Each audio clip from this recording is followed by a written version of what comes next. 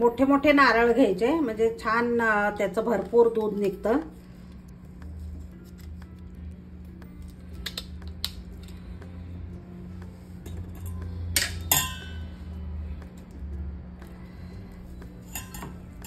तुम्हाला विळीवर खवून घ्यायचं असेल तर तसं पण करू शकता, पण मी डायरेक्ट मागचं साल काढणार आहे.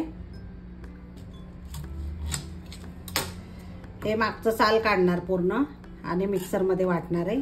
तर मी असं सगळं करून घेते नारळ पूर्ण काढून. तर मी 10-12 कोकम घेतलेले आहेत. हे पाण्यात भिजत घालून घेणार आहे. एक 15-20 मिनिटं पाण्यात भिजून घ्यायचे कोकम. तर इथं भिजत घातलेले आहेत मी कोकम. हे असं सगळं साल काढून घेते मी. तुम्ही आपण मोदकला विळीवर खिसतो ना तसं खिसून घेतलं तरी चालेल, पण मी असं मला जरा सोपं वाटते. हे असं पूर्ण साल काढून घ्यायची मागची, म्हणजे छान होते सोलकढी. आणि हे मागच्या ह्याची बघा टेस्ट पण चांगली येत नाही, त्याच्यामुळे हे काढून टाकायचं आहे आपल्याला. आणि मस्त जाड निघलेत बघा, नारळ पण छान निघाले. तर असे मोठे मोठे नारळ घ्यायचे, छोटे नाही घ्यायचे. हे आता मी सगळं ह्याचं काढून घेते असं पूर्ण. हे बटाट्याचं साल काढायचं असतं ना त्याच्याने. हे बघा आता मी सगळं सुरीने तुकडे करून घेते, म्हणजे मिक्सर मध्ये छान वाटलं जाईल.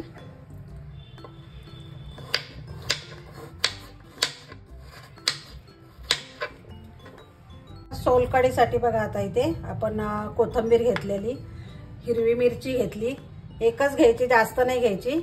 आणि आलं घेतलंय आणि लसूण 4-5 तुकडे, कारण जास्त घालायचंच नाहीये आपल्याला. हे तिखट नाही व्हायला पाहिजे जास्त.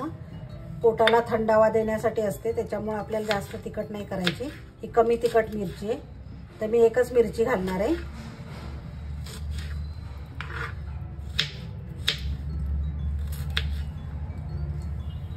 आता मिक्सरचं भांडं घ्यायचंय, त्याच्यामध्ये आलं टाकायचंय, लसूण आणि हिरवी मिरची, थोडं मीठ टाकायचंय.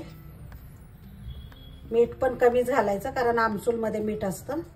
नंतर आपण टेस्ट करून परत टाकायचं जर कमी वाटलं तर.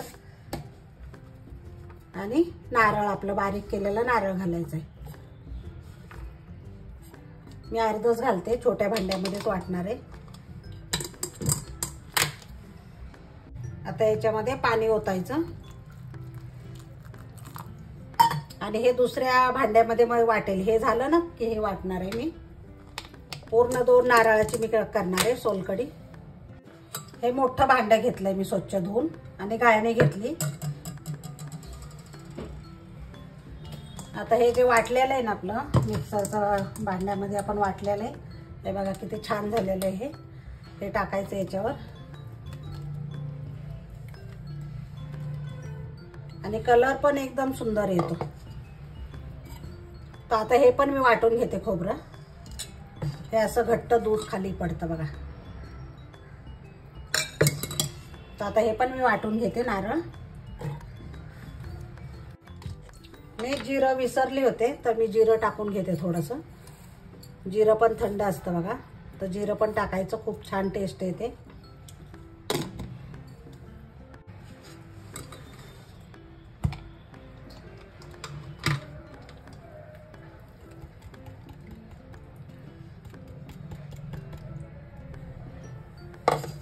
आता हे चांगलं ह्याचं दूध काढून घ्यायचं आपण.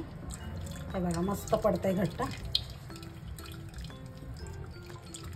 आणि ह्याला 3 वेळा वाटून घ्यायचं या खोबऱ्याला, पाणी घालून घालून आणि काढून घ्यायचं दूध.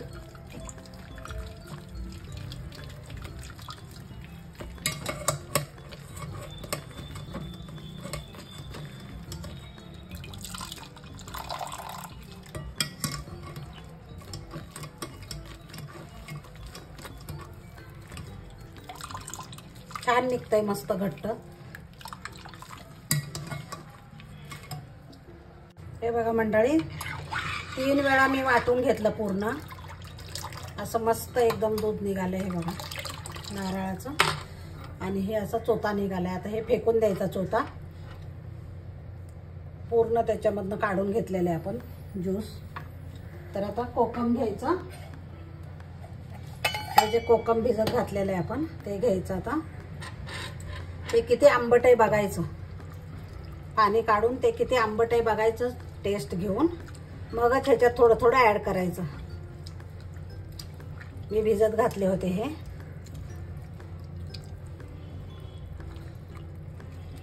तर जराशे त्याला हे म्हणजे चोळून घ्यायचे, म्हणजे त्याच्यातला ज्यूस चांगला बाहेर येईल.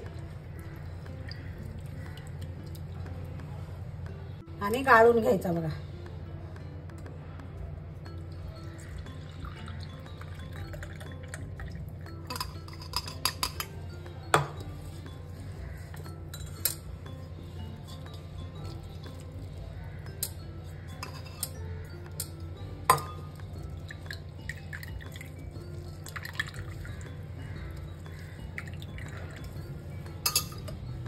हे जे काढलेलं आहे ते आपण आता ह्याच्यात मिक्स करायचं. थोडं थोडं मिक्स करायचं. जास्त पण आंबट नाही झाली पाहिजे कढी.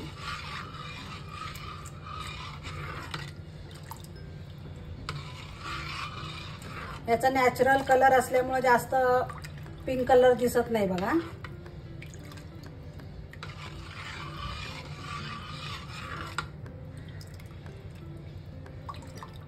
तुम्ही कोकम सिरप पण घालू शकता. आपली कढी तयार झाली आहे. थोडं आणखी मीठ थोडंसं टाकायचं, जास्त नाही, आणि कोथिंबीर टाकायची.